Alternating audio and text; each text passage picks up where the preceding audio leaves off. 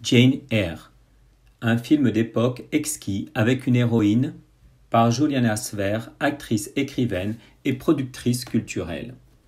J'ai regardé le film Jane Eyre basé sur le roman de l'écrivaine britannique Charlotte Brontë, publié en 1847. Jane était orpheline lorsqu'elle était encore enfant, seule au monde. Elle a grandi dans la maison de sa tante qui n'était pas gentille avec elle. Elle subissait également punitions et brimades de la part de ses cousins. Cependant, elle n'était pas silencieuse face à ces injustices et ne restait pas soumise.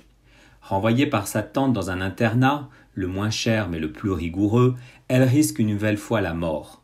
Sa meilleure amie, une fille douce, meurt de fièvre typhoïde. Face à ces événements douloureux, je crois que Jane devient alors de plus en plus forte mentalement. Pour se sortir de ce monde hostile, elle se consacre aux études. Lorsqu'elle quitte le pensionnat, elle obtient un emploi de professeur privé au domicile de Thornfield Hall, appartenant à M.